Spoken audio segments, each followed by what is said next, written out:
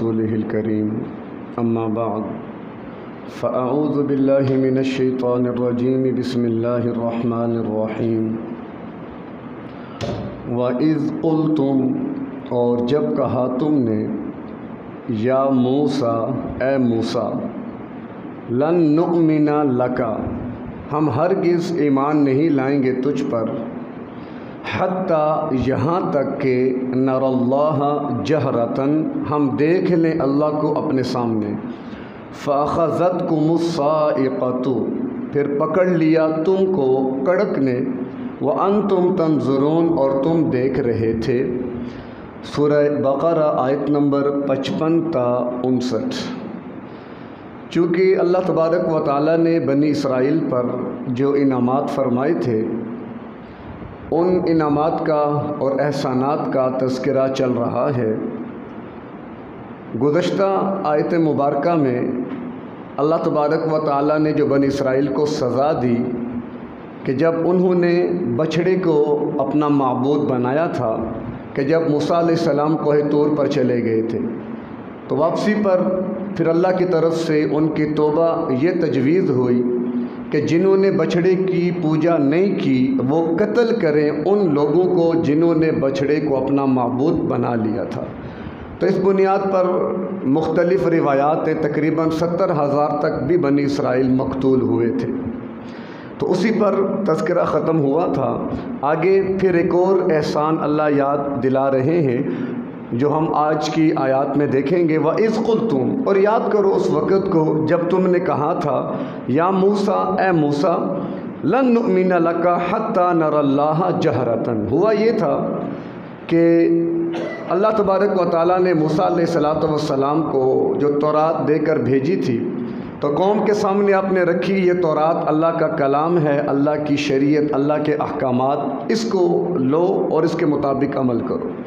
تو قوم نے کہا کہ یہ تو آپ کے ہاتھ میں ہے، ہمیں کیا خبر آپ کہاں سے لائے ہیں اور کس سے لے کر آئے ہیں، ہم جب تک خود جا کر نہیں سن لیتے اللہ کے حکم کو اس وقت تک تو ہم نہیں مانیں گے۔ یعنی ایسی عجیب قوم تھی۔ تو اللہ تبارک و تعالیٰ کے حکم سے پھر اللہ تبارک و تعالیٰ نے موسیٰ علیہ السلام سے فرمایا کہ منتخب کریں بنی اسرائیل میں سے چند افراد جن کو لے کر آپ کوہ طور پر آ جائیں، یہ ان کا مطالبہ بھی پورا کیے دیتے ہیں۔ تو آپ نے 70 بزرگ جو تھے بنی اسرائیل کے ان کا انتخاب فرمایا اور ان کو لے کر آپ کوہ طور پر تشریف لے آئے۔ وہاں پر جب پہنچے تو انہوں نے دیکھا کہ کوہ طور کے اوپر ایک بادل ستون نما ظاہر ہوا، پھر وہ پورے کوہ طور کے اوپر پھیل گیا اور موسیٰ علیہ السلام اس کے اندر داخل ہو گئے اور اپنی قوم سے کہا کہ تم بھی جب اندر داخل ہو تو سجدہ شکر بجا لاتے ہوئے آنا۔ پھر وہ اندر داخل ہوئے، پھر انہوں نے گفتگو سنی موسیٰ علیہ السلام اور اللہ تبارک و تعالیٰ کی جو آپس میں مناجات تھیں، جو بات چیت تھی، جس میں اللہ نے یہ بھی فرمایا کہ ہم نے تمہیں فرعون سے نجات دی، ان کے ظلم سے تم کو بچا لیا، میں ہی اللہ تمہارا رب ہوں۔ یہ سارا مرحلہ طے ہونے کے بعد پھر وہاں سے باہر نکلے تو موسیٰ علیہ السلام نے فرمایا کہ اب تو مان لو۔ تو کہنے لگے ہم نے تو آواز سنی ہے نا، کیا خبر آواز کس کی تھی، کہاں سے آ رہی تھی، جب تک آنکھوں سے دیکھیں گے نہیں مانیں گے۔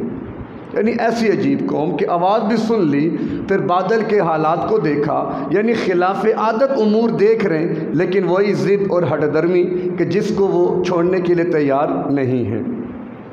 اقبال نے اسی کی منظر کشی کی تھی کہ ہم سے پہلے تھا عجب تیرے جہاں کا منظر، کہیں معبود تھے پتھر کہیں مسجود شجر، خو گرے پیکرے محسوس تھی انسان کی نظر، دیکھ مانتا پھر کوئی ان دیکھے خدا کو کیوں کر، کہ انسان کی نظر جس کو محسوس کرے گی اسی کو ماننے والی تھی، تو ان دیکھے خدا کو وہ کیسے مان لیتی۔ تو نقش توحید کا سینوں پہ بٹھایا ہم نے، زیر خنجر بھی یہ پیغام سنایا ہم نے۔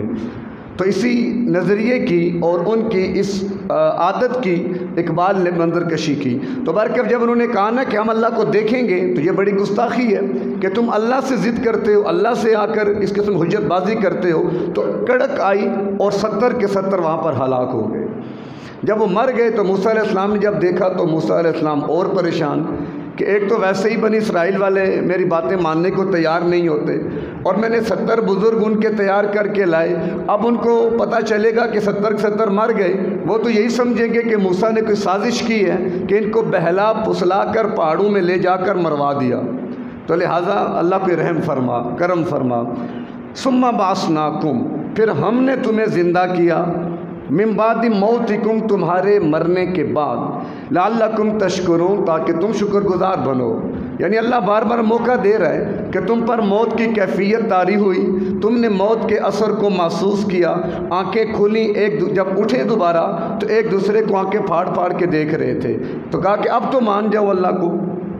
لیکن ظاہر ہے ضد اور ہٹ درمی ایک ایسی بری چیز ہے کہ آج ہمارے معاشرے کے اندر بھی حق واضح ہو جانے کے باوجود محض ضد اور ہٹ درمی کی وجہ سے لوگ قبول کرنے کے لیے تیار نہیں ہوتے، اپنی انا کا مسئلہ بنا لیتے ہیں کہ ایک نظریہ جو ہم نے اتنا عرصہ قائم رکھا، اب اس کو چھوڑ کر نئے نظریے کو ہم کیسے اختیار کر لیں، اب انا کا مسئلہ بن گیا، لہٰذا انا کی بنیاد پر حق کا بھی انکار کر دیا جاتا ہے۔ تو یہ مذمت کی چیز ہے، اللہ نے مقام مذمت میں اس چیز کو بیان کیا ہے کہ تم لوگ پھر بھی باز آنے والے نہیں ہو۔ وَظَلَّلْنَا عَلَيْكُمُ الْغَمَامَ، اور یاد کرو کہ جب ہم نے تم پر سایہ کیا بادلوں کا۔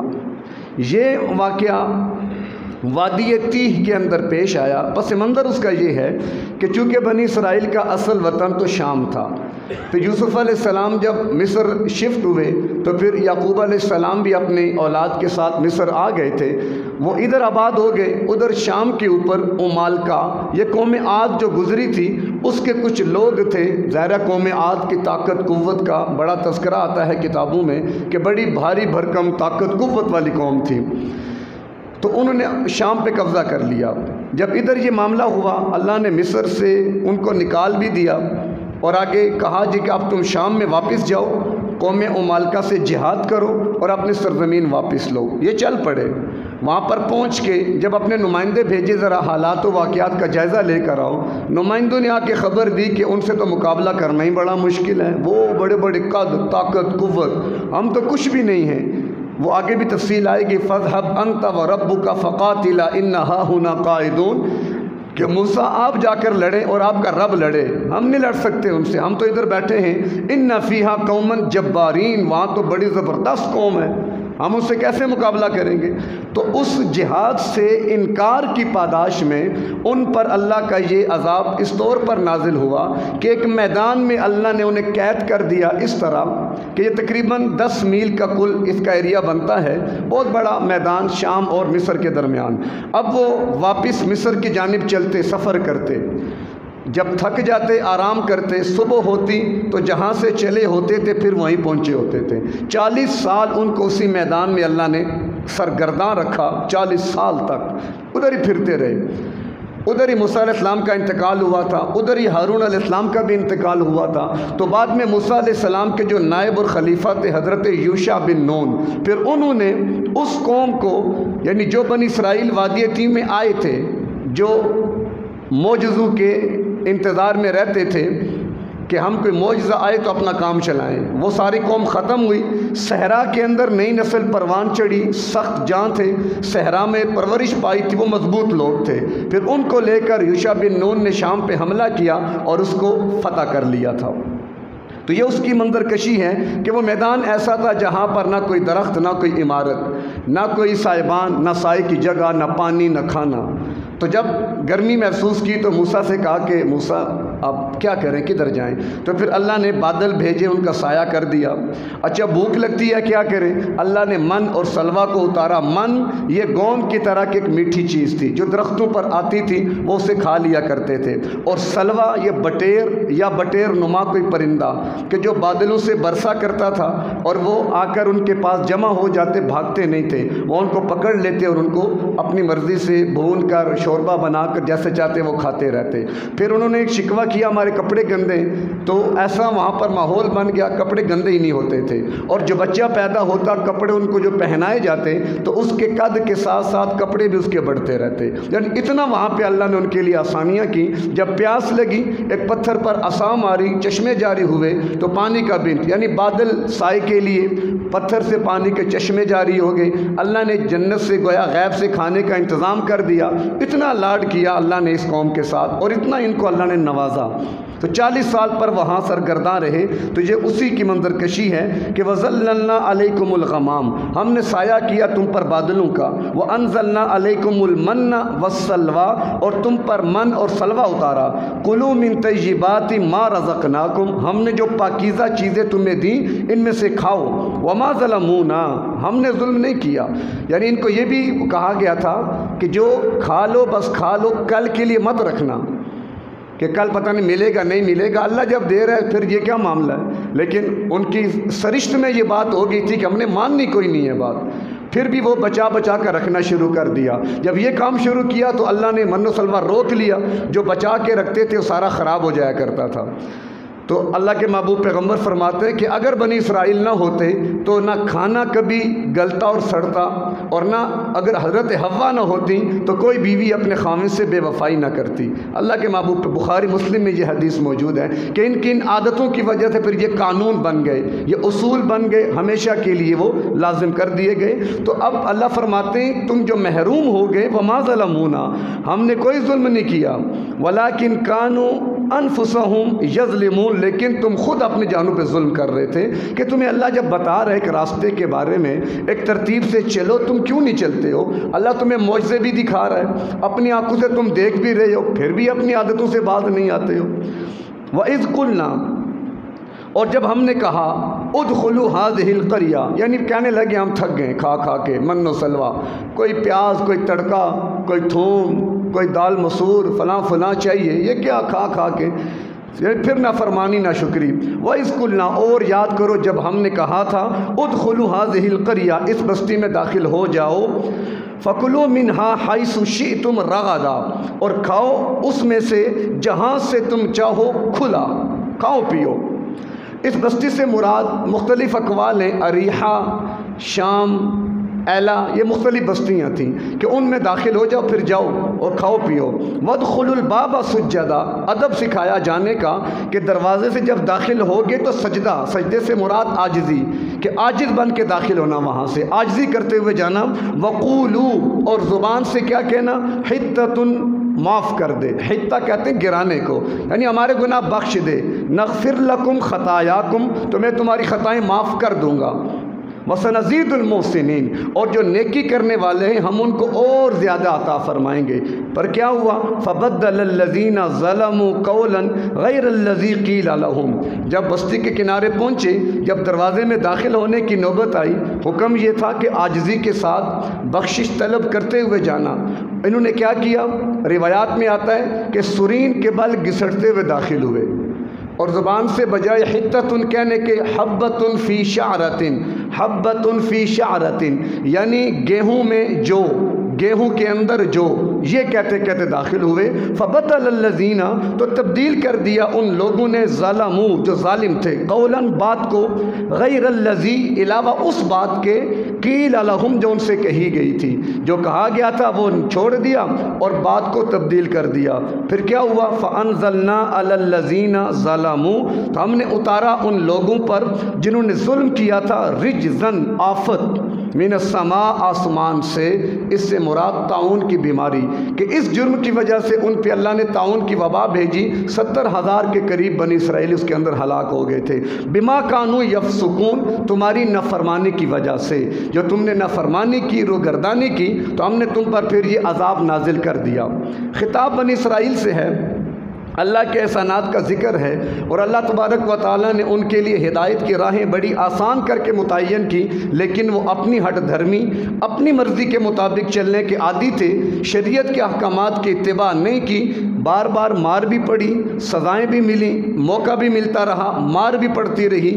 پھر کیا ہوا، تفصیل آگے چلتی رہے گی۔ تو میرے اور آپ کے لیے اس میں سبق کیا ہے کہ میں اور آپ بھی اپنے آپ کو یکسو کر لیں شریعت کے لیے، کہ جو زندگی گزارنے کے طور طریقے، زندگی گزارنے کے احکامات، عقائد کے متعلقہ، مسائل کے متعلقہ، عبادات کے متعلقہ، رسوم و رواج کے متعلقہ، اس میں جو ہمیں شریعت نے تعلیم دی، جتنی تعلیم دی ہم اس کو لیں، اس کے مطابق چلیں، اپنی مرضی کو دین میں داخل نہ کریں۔ یہ طریقہ بنی اسرائیل کا تھا کہ اللہ انہیں کچھ اور فرماتے، یہ کچھ اور کر لیتے، الٹ الٹ الٹ، ہمیشہ الٹ کرتے رہے۔ آگے اور بھی ان کی کارستانیاں آتی رہیں گی۔ اب ظاہر ہے خطاب تو بنی اسرائیل سے ہے، لیکن ہے تو قرآن میں جو میری اور آپ کی ہدایت کے لیے اتری ہے۔ تو میرے اور آپ کے لیے اس میں اصول کیا ہے کہ ہم ہر معاملے میں شریعت کو اپنے سامنے رکھیں، اس کی اتباع اور پیروی کریں، اور اپنی خود ساختہ جو رسوم و رواج، عبادات، بات چلتی رہتی ہے اکثر، قومی کے موقع کے رسوم و رواج ہیں،